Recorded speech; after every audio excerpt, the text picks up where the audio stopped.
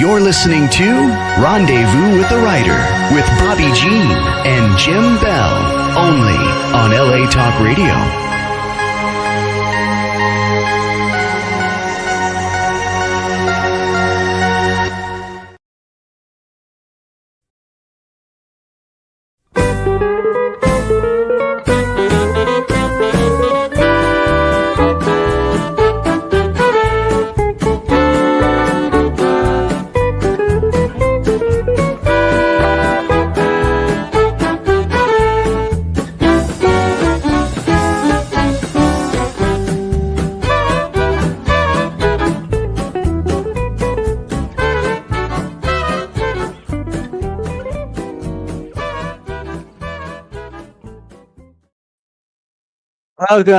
Welcome to Rendezvous with the Writer, where readers and writers meet. And story is everything. everything. We're your hosts tonight, Jim and Bobbi Bell. You just been listening to Hot Texas with the Hot Texas Swing Band. Our friend Alex Dormont. Yes, out of Dripping Springs, Texas. We are so delighted that you're with us tonight for episode 156. And we have a full house. We this have a evening. full house. We We sure are do. so excited. Jim, who's joining us? Oh my goodness. The folks from Galaxy Press are Yes, joining us. John and Emily Goodwin. John Goodwin and Emily Goodwin. Hello. Hello. We're So good to see you so again. good to see you again. Emily's returning and John is with her this time. So fun. So Yeah. where are you joining us from tonight? We're calling in from Hollywood, California. Oh, And Okay. right that way, about 100 yards, is the Chinese theater, the famous Chinese theater. Oh, Right here yeah. on Hollywood Cummins. Boulevard.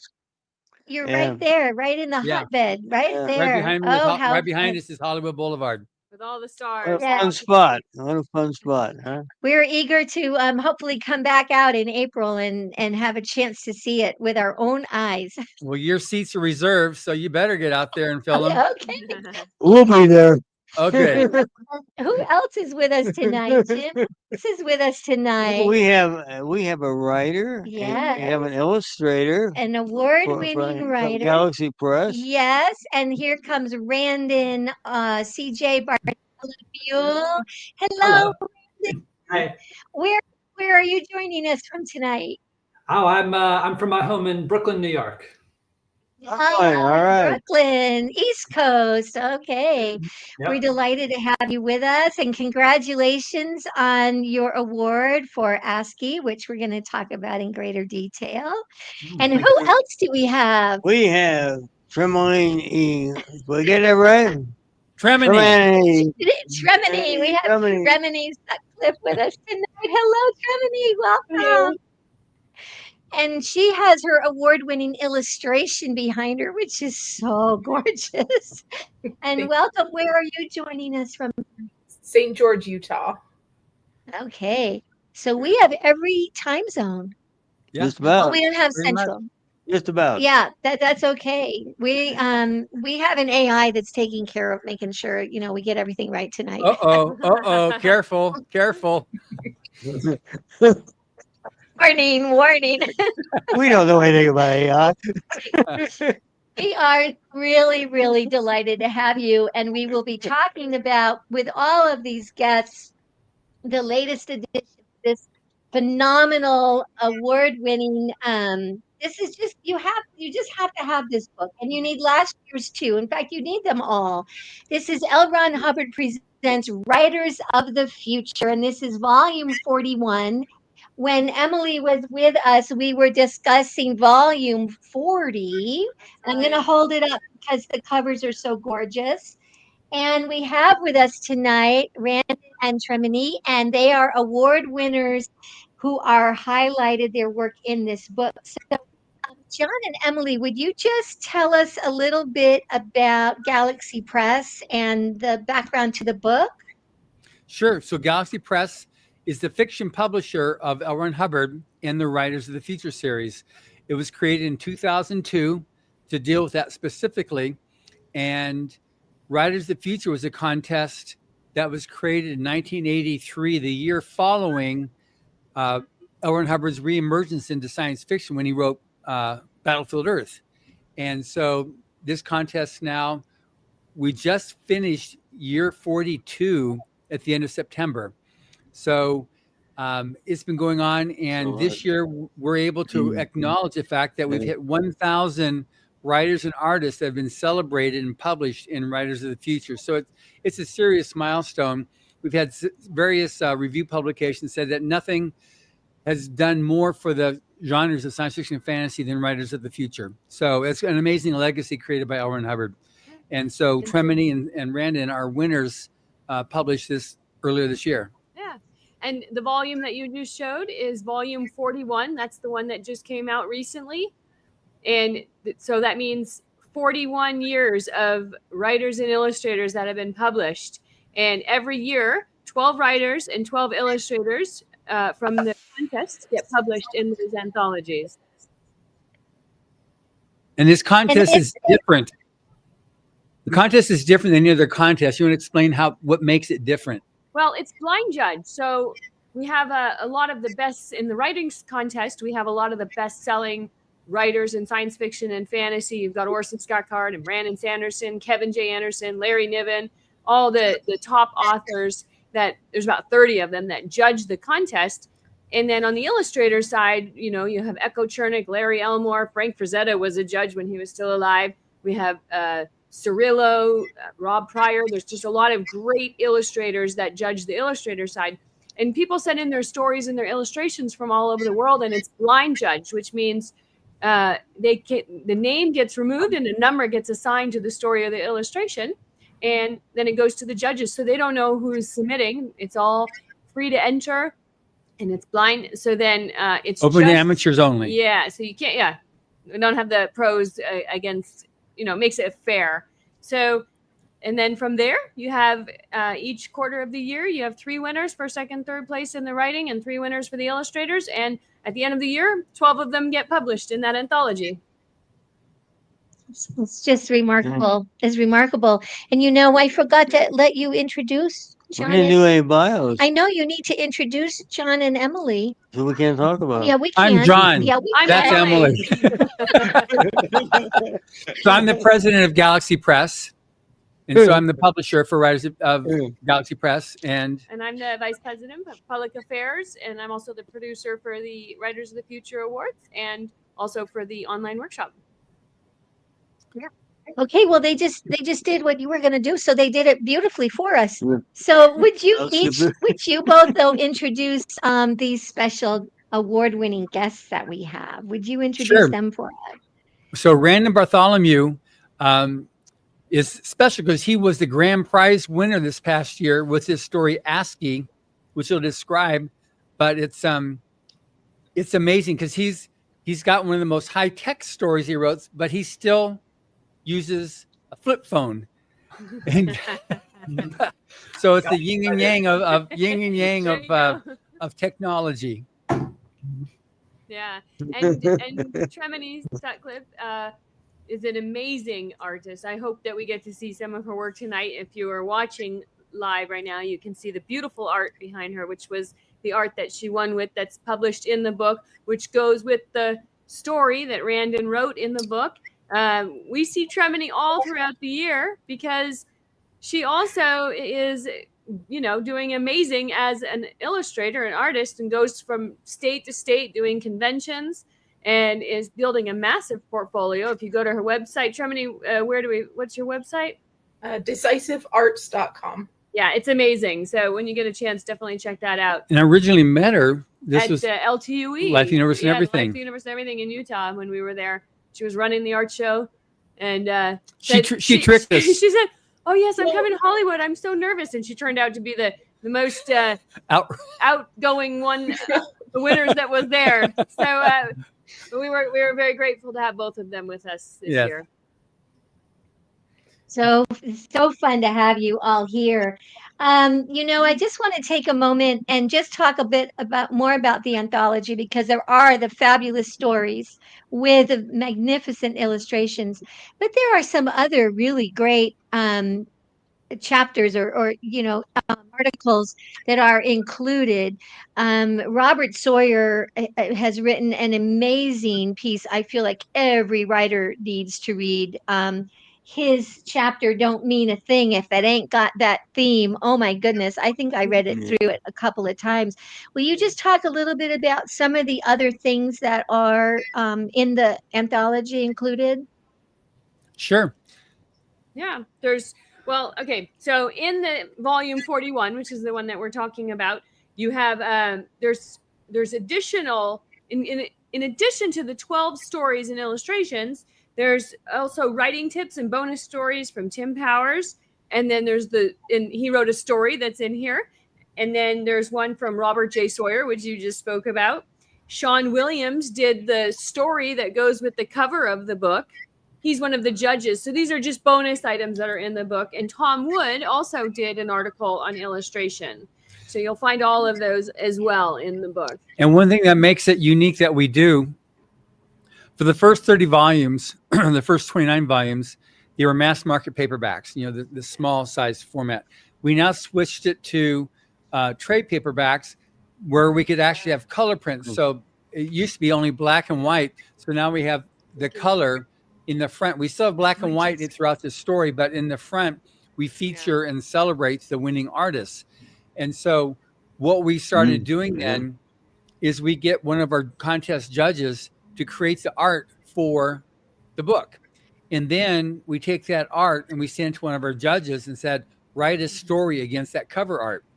So it's the reverse of what gets done with the winners. The winners have the winning story, then that gets sent to the illustrator to illustrate.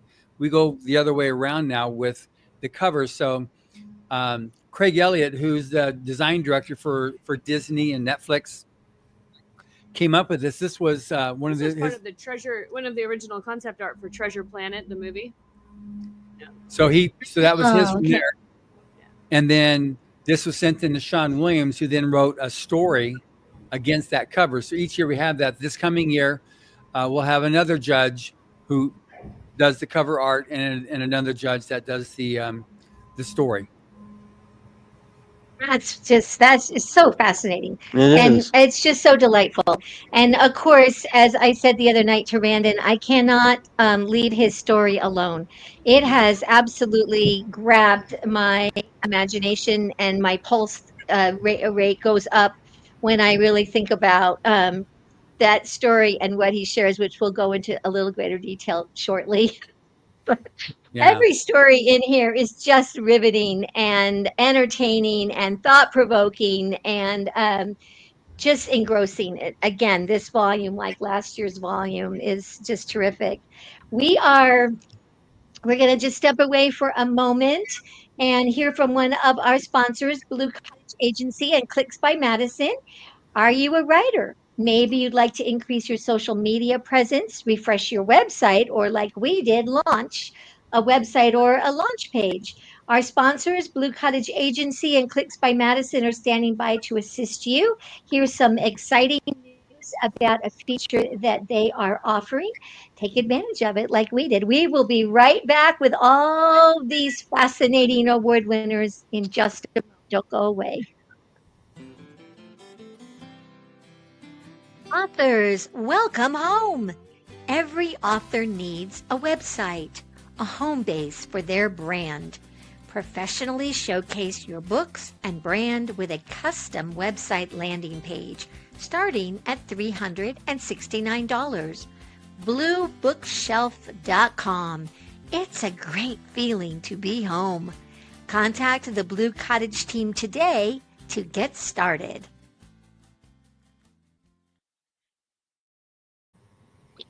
Welcome back. Welcome back to Rendezvous with the Writer. And we have the Galaxy Press team here. We have a whole bunch of folks here. We have Ken Goodwin, Emily Goodwin, Brandon Mazzaro, and Simone Sutcliffe. We're so happy to have everyone tonight. So, We were thinking about, maybe you could talk to us a little more about the criteria for the writers to enter. yeah, what are the contest judges looking for in stories that are entered? Do they have anything in particular particular they're hoping to read? Absolutely. Yes. So, I mean, one of the main things that they're looking for is originality. They're looking for something new. Some of the criteria for the contest is that it needs to be under 17,000 words. So that's the limit. There is no minimum. Obviously, you know, I think in the history of 42 years, only one person has won with a flash fiction story, but it's up to 17,000 words. It has to be science fiction and fantasy. And they're just looking for a good story as well. And Not horror, no Yeah. gratuitous sex or violence. Heavy profanity is edited out, and it usually disqualifies the person from submitting. We want something that's going to be appropriate for middle school on up. And Yeah. Okay. we've had entries from over 175 countries and winners from 52. And one thing, if you look through the art in there, there's no like it has to be this kind of art. You know, it's not like we need Disney art or that type of. It's that fantastical science fiction art. So we've got artists from China that have one which has a totally different look than Vietnam, than throughout Iran, all yeah. kinds of art. You know, we've all over the place, and so it's different. But it's that what she says there. It's got to be really creative. We're not looking for new genres. It's just like creative takes on how you do it. So like, there's been plenty of AI stories over the last 1 to 2 decades. But what Randon did was, I'm always doing this when I read these stories. How'd they think that? How'd they think that? And I'm always in awe of artists. I can't even do a stick person. You know? And on the illustrator side, there isn't a specific, you know, it has to be painted, it has to be digital, it's oil, it's watercolor. I mean, people are submitting with all types of mediums. The point is it has to be an illustration. Illustration tells a story. You can draw an amazing portrait, but it's not telling a story. I mean, a portrait can, but that might be a challenge. Maybe someone will take me up on that. But if you look at like Tremini's art, there's so many things going on there. You know, he's looking through a window. There's this person there. There's all kinds of things happening. It's telling a story. It's intriguing. So that's one of the things on the illustrator side is you can draw an amazing bird, but what is the bird doing? What's the story? So it has to be an illustration. So the medium is secondary to the illustration, the creativity, and telling a story. And it can be AI. We definitely are no AI in storytelling or in illustration. That's correct. We're like old school. We want like real life people. We want people to win this contest, not somebody's prompt. So Brandon, our first question for you is, of course, what were you thinking? And how did the story of ASCII come to you? I don't want to ask that. I don't want to ask another. I have like several questions, but let's just start with how this story made itself known to you. Yeah, I mean, I think obviously AI has just been becoming a bigger thing in the last few years. It's become, for some people, it's almost like part of their life. I feel like it's getting more and more part of society. And I wanted to write a story sort of looking ahead, you know, I don't know if it's 20 years or 50 years, but some amount of time in the future when the AIs are so advanced that they almost start to feel kind of sentient. And I wanted to write a story that was actually from the point of view of an AI and to try to figure out what that would even be like. And so that was kind of the challenge that I had originally set for myself. And I think you did a good job on that, personifying those AIs. I thought it was pretty good. Great job. Did you had you entered the contest previous times, or was this your first time entering? This was my second time entering. Okay. And had you? He's one of those kind of writers. Did you feel as a writer that you learned that you used in your second story that you submitted at all? Oh, sorry, say that again. Were there lessons that you sort of felt that you learned from the first application process that you applied as you were submitting this story or writing this story? You know, it's funny, actually. I remember when I submit this story, I was all geared up to start, be submitting one story every quarter. I had like my next 4 or 5 quarters all planned out. And I actually thought this story was like a little too weird and didn't really have much of a chance. It was just too weird for people to really like it. So I was very surprised when I got the phone call, and it turned out they did like it. So. And that's how you were notified by phone? Was Yeah, it like that's a right. robocall and you didn't know where it was coming from and you weren't sure you should accept it? No, well, it was a number I didn't recognize, but it was from one of the contest organizers, Joni, who's a big part of it. And she called me up and, introduced herself and told me that I had, at first she told me just that I was one of the finalists. And then a few weeks later, I got another phone call telling me that I'd gotten, placed for the quarter. So. Wow. Wow. So what was the first thing you did when you got off the phone? I think I was just pacing around my room back and forth. I called up my brother and I called a couple of friends and just let them know. So. Very good. Oh, that's so fun. And we're going to go to Tremini in just a minute, but I have one more question for you, Brandon. Since you write sci-fi, when you read other writers' science fiction, are you able to just enjoy it as a reader, or are you constantly trying to figure it out or critique it or take it apart? How is it for you as a reader? I think when I'm reading it, I'm just getting immersed and I'm just forgetting that I'm even, that I'm not in the story. I'm totally in it. And then afterwards, I'm trying to think, oh, wow, why did I like that? Or why didn't it? What are things that I might want to use in the future? But I think in the moment, I'm inside of it. Okay. Yeah. And then I have one last question, because your opening line is so incredibly riveting, which we've all learned talking to authors. That as readers, that opening line is like you gotta have it, right? You have to have that hook. Did you already know when you sat down? Did you already know that opening line, or did you write and then the opening line came to you later? Beginnings I think are so hard. So no, I did not have that on the first draft. I think it was actually pretty late in the process that I finally felt like I was starting to get the beginning. It was maybe even one of the last actually where it kind of fell into place. So. Yeah. Did you have a question for Brandon? Then we're going to switch. No, gears. we need to move over to I Tremor know. We have so much because to we talk to don't know Tremor how about. she got involved in all this.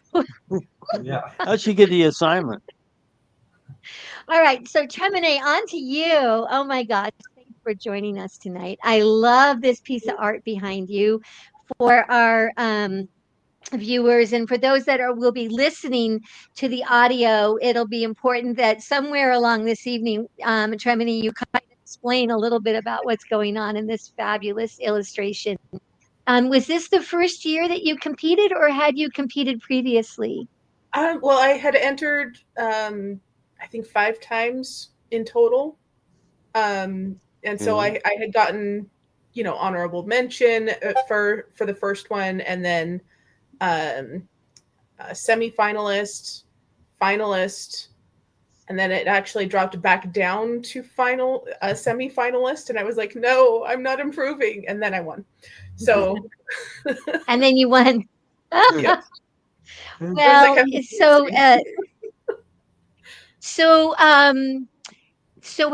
so did the two of you collaborate at all, or no, not really? Well, how did that? There was one point in which the contest, the illustrator judge, Echo, reached out. So it was like a grapevine communication, but in the version of the story that I read, the draft that I was working from, the scenery was described as, a nice, bright, sunny day on the road to Denver. And I really wanted to put something on the windshield of the electric car that he was in to just kind of, as a visual effect, help make it look like you're looking through a piece of glass at the scenery. I tried some other things, scratches, maybe some sensors or something, make it look more like a techie car, and it just didn't look quite right. It needed to be water droplets.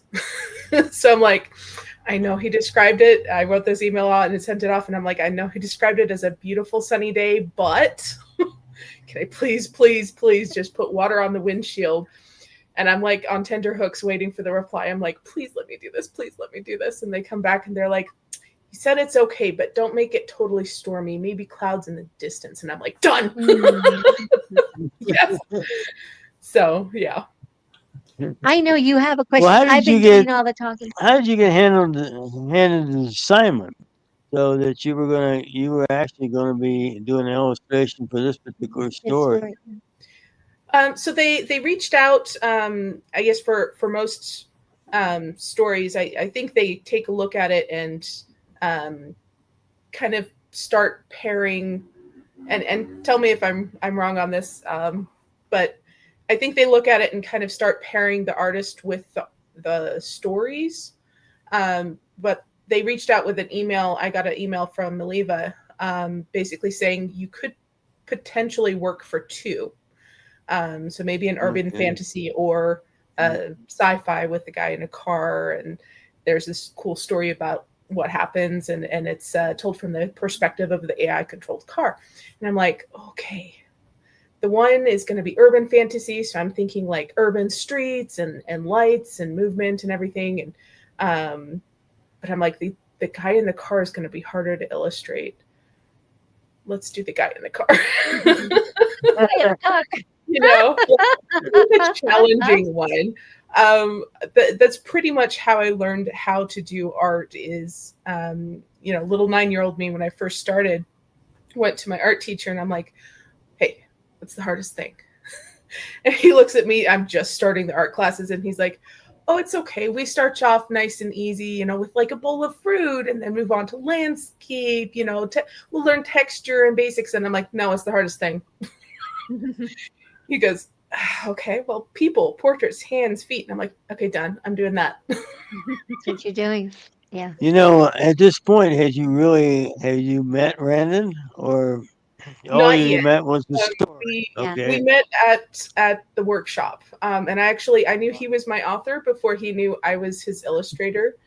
So it was really hard not to give anything away while we were talking and enjoying the workshops and everything. And I'm just like,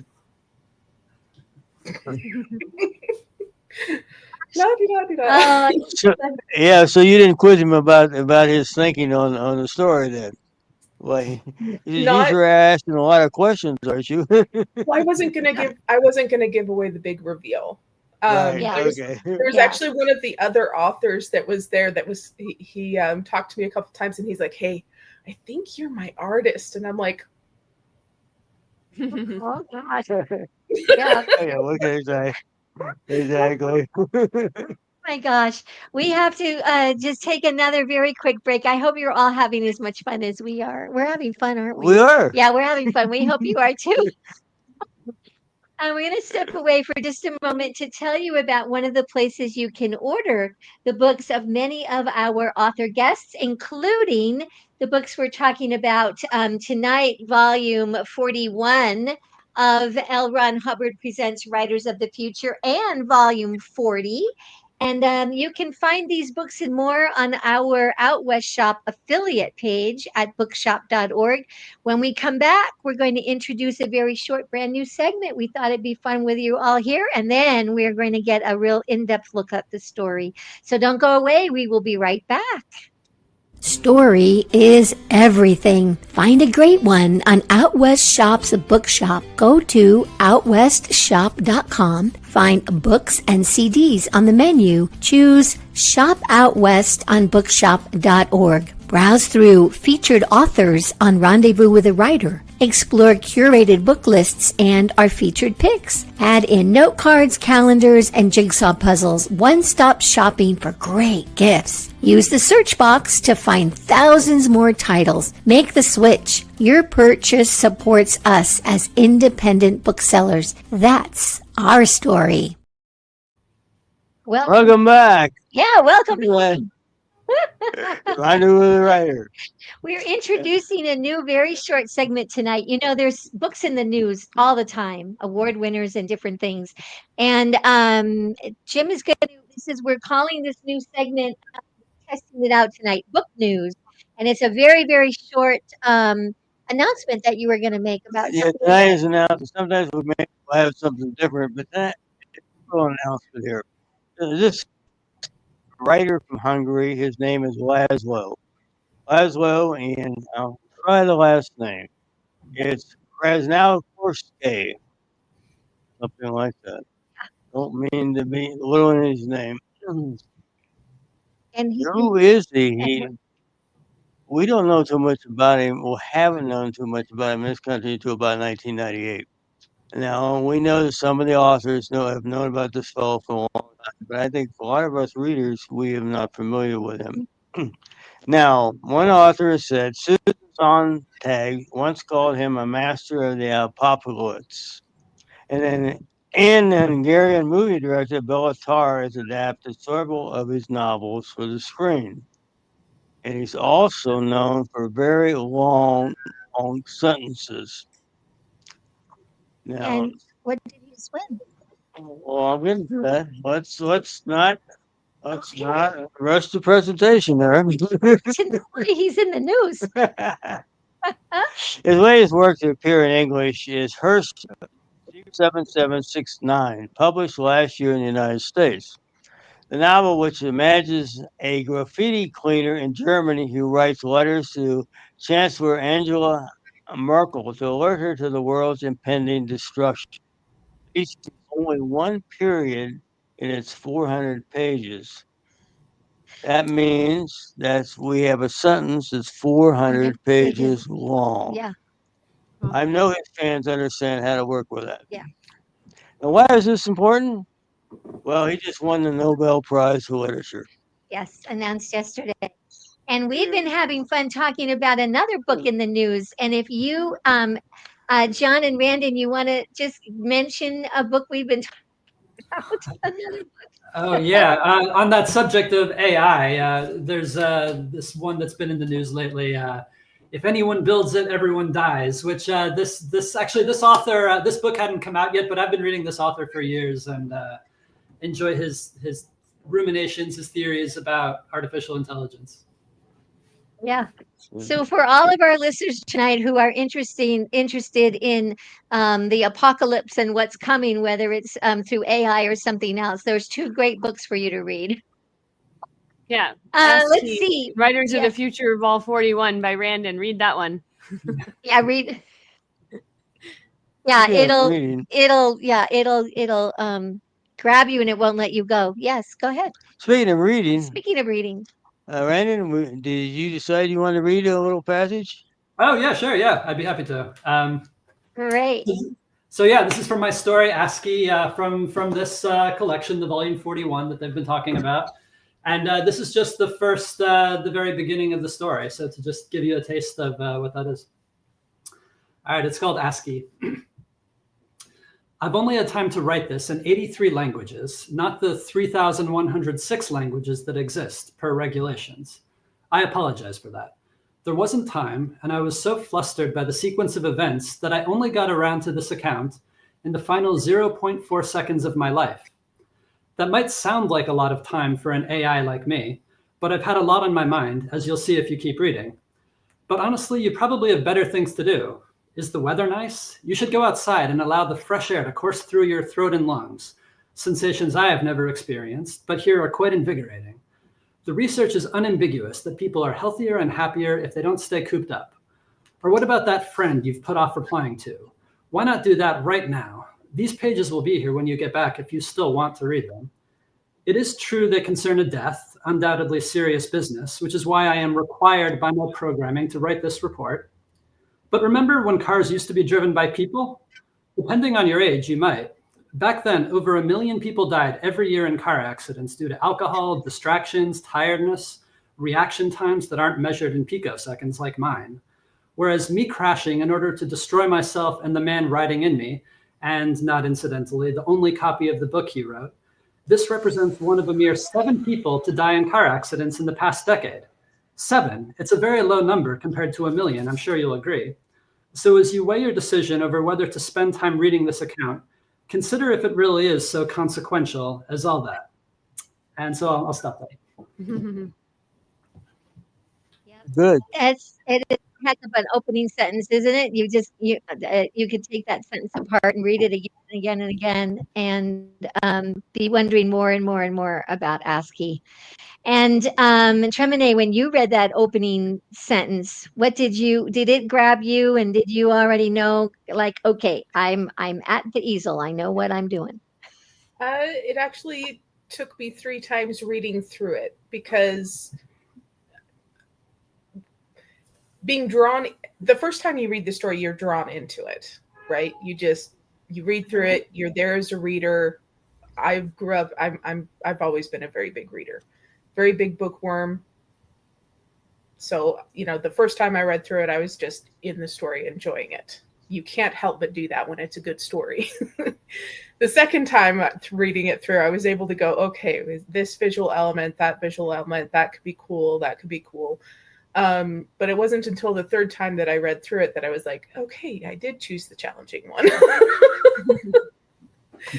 So, it basically just started off with, doing a bit of ideation, sketch out this possibility, that possibility. Okay, well, what if we did it like this? What if we changed that? And just playing with it until it looked right. I'd actually gone through and illustrated almost all of it, and then I realized, no, I'm going to completely change the composition of the whole painting. But it looked better after I was done, so. Well, I've told you this many times, but I feel like your picture really captured the essence, the vibe of the story. I feel like it brings people right in. It gives you a sense of the feeling of menace that's going on, and so whatever you did, I feel like it worked. Thank you. Do you have a question? As I remarked the other night, we were talking. I was looking at a picture of Messi. That's her human character in the story. And when he wrote that mustache looked like a caterpillar, I thought, boy, did we capture that one right? Well, and then Arthur Messi, who is the passenger, in the beginning of the story, the AI, ASCII, is very perceptive, knows everything within milliseconds of him getting in ASCII. He knows all of his vital signs. He begins to know his heritage. It's really scarily amazing what happens when he gets in. But he describes him a certain way. It's like ASCII's first perception, and they're only together 11 minutes, if I got the story right. But in that 11 minutes, We covered a lot of ground. yeah, ASCII's perception changes a little, doesn't it? And how and why does that happen? Because you can see it in the art so beautifully. Yeah, well, I felt like when he first saw him, all he's going off of is just the superficial, the visual. But then he sort of gets to know this character a lot more. He's done all this research. And I feel like this is true with people too. When we first meet somebody, we have like a sort of a first approximation of what they look like. But as you get to know them more, they actually almost seem to like look different once you've known someone for a month. You just like the circuitry in your brain is perceiving it differently. And I sort of felt like this AI was actually kind of something similar was happening with it as he got to know this character better. And very fast. Yeah. And Tremene, I want you to talk a little bit about what I think is the prime. What did you call him, Brandon? The prime tree. The prime. The prime tree. Yeah. The prime tree. AIs don't like prime numbers. We didn't know. We didn't know about that. But that tree. Tell us about how you came up with that part of the design. Well, Tremene. The way that it was described in the story, I mean, when it hit the line in the story where it talked about like the gnarly branches and how unusual it was, Randon worded it so much better in the story, but that gave me a very strong mental picture. But putting that tree with the branches, just fitting it in the composition, if I put the whole tree in, then it had to be smaller and it would have drawn less attention to it. And it wasn't really the big visual looming thing that I wanted it to be. Really. But if I did it too close, Yeah. then I couldn't show those branches. So I decided to represent what was going on with the branches more just with the roots. So I decided to make that very dramatic and draw a lot of attention to it. And there was this, I mean, I don't know who's been on that road, on the road to Denver, but there are certain types of trees out there. And there was this one tree that I heard about that had grown, and then the water had washed away basically a path underneath the roots. So the tree roots were almost doing a split and like hanging down and gnarly. And that was the perfect way to represent that tree being this gnarly, creepy, looming thing that the AI didn't like, you know, with fitting it in the composition aesthetically. Mm-hmm. Mm-hmm. And Do we ask a little bit about what the storyline is? I guess Yeah.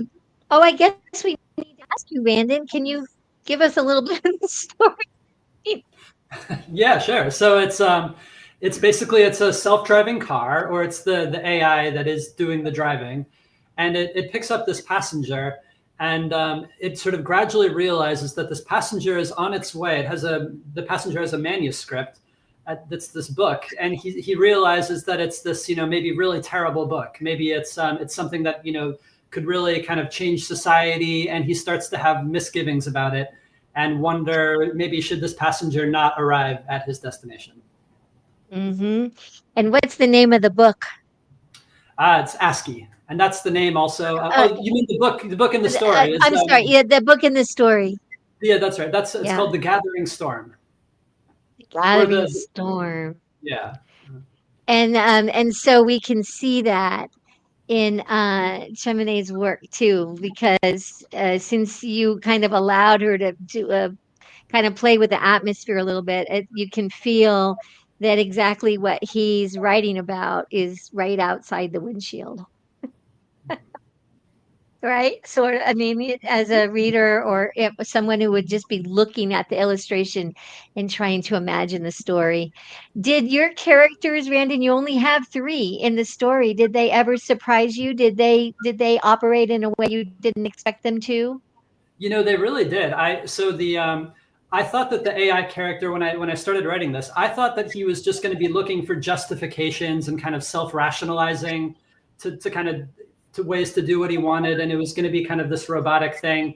And as I kept kind of writing it and revising, he started to feel like maybe I didn't believe what he believed, but that he was at least being sincere within its own way of thinking. And I was kind of surprised at how strong a case the AI was making in its own terms. That kind of surprised me. Mm-hmm. Yeah. Yeah.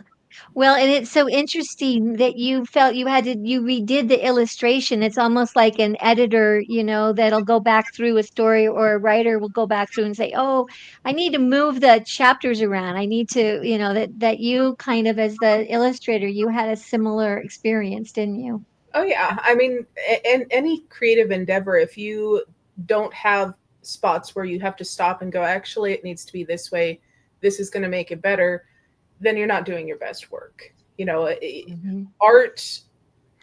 I've actually had a lot of new artists come up to me and ask me how to become a good artist since I won the competition, you know, at conventions and everything. And I point out to them that when you spot something that's wrong with your work and you start to get frustrated or discouraged, that's actually not the bad thing. It's when you spot the thing that's wrong, that's the good point, because you can see what's wrong and then you can fix it. If you never see the problem, you can't fix the problem. So, you know, working on something,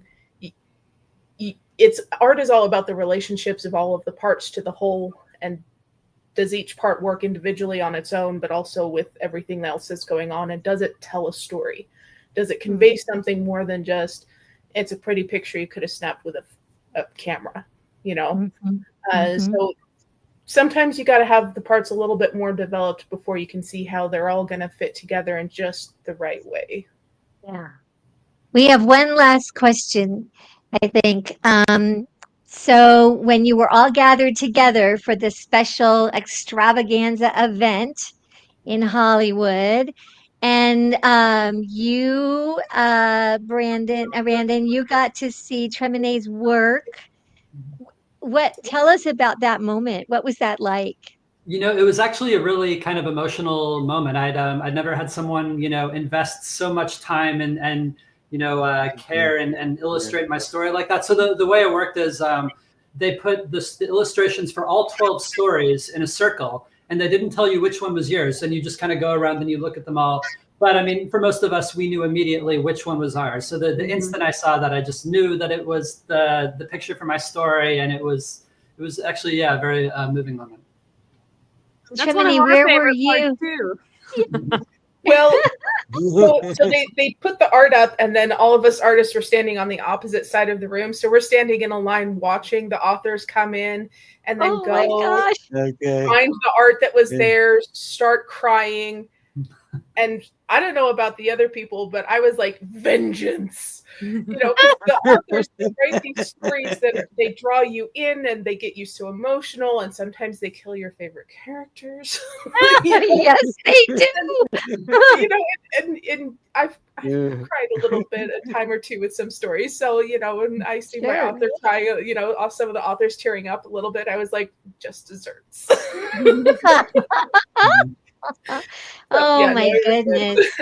But And yeah, of when, course, when they So saw much the fun. when they saw the art, then we were allowed to go over and introduce ourselves and be like, I'm your artist. So Now you had already you'd already been together at the event through but they some did of the not days know of the who week. your Is that artist. right?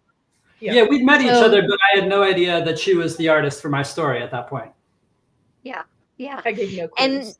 and now are you like best friends, and are you, I don't know, Oh, yeah, we saw FaceTiming each other just a or month whatever, ago. flip phoning or We had some really good conversations about AI when we were at the last con together at the after party. When I first illustrated this piece, I was a little bit on the fence about AI, but seeing what it's being used for in the art world, let's just say my author got to hear my rants. And he thought they were interesting, so it was just good conversation and fun. Well, I'm looking at time. I can't believe how fast this flew. So very quickly, Randon, where can people find you, follow you? What are you doing next? Anything you'd like to share? Yeah, well, I have a lot of things in the pipeline, but as far as websites and such, you can maybe tell if people read my story, they can tell I'm a little bit ambivalent about technology. I still have a flip phone that I use, and so no website currently. But I would just say Volume 41, Writers of the Future. That's the place to find the story. That's the thing to get. Okay. And Tremony, where are you? Where can people find you? Decisivearts.com. I'm actually going to the next convention I'm going to be at Dragonsteel here in Salt Lake. Fabulous. Mhm. Okay, John and Emily, what's up next for you and Galaxy Press? Well, this Sunday, I'm flying to Frankfurt, Germany for the International Frankfurt Book Fair, which is a big trade show with all the publishers Right. represented around the world. But we also have the Hollywood Christmas Parade coming up. Yeah, that's coming up Yep. November 30th. That's a whole other topic. And Well, if you Yeah. want- yeah, and if you want to get a copy of the book, you can get it at galaxypress.com or wherever books are sold. You get it at Amazon, Barnes & Noble, Books A Million, independent bookstores. Pretty much get that book anywhere. Plus, and right after that, you're going to go to a Western show Yeah. since you're Western Yeah, there. we'll be there in Vegas at the Cowboy Christmas Oh, Cowboy Christmas. That's a biggie. Yes. Big one, yeah. Let's see, We Jim, sell- you have Jim. You sell over 1,000 books at that show. No, go ahead. Yeah, that's a big, that's a great venue. Jim, you have a quick quote? We have a quick quote. Okay. Yeah, but the story. We have the two AI folks, are talking to each other or communicating with with each other. Advisory is one of the characters, and he likes human poetry. And he and Asky, the other character, are discussing it. And advisory says to ask you, if you are going to make a project of human poetry, at least make it good human poetry. I mean, Longfellow?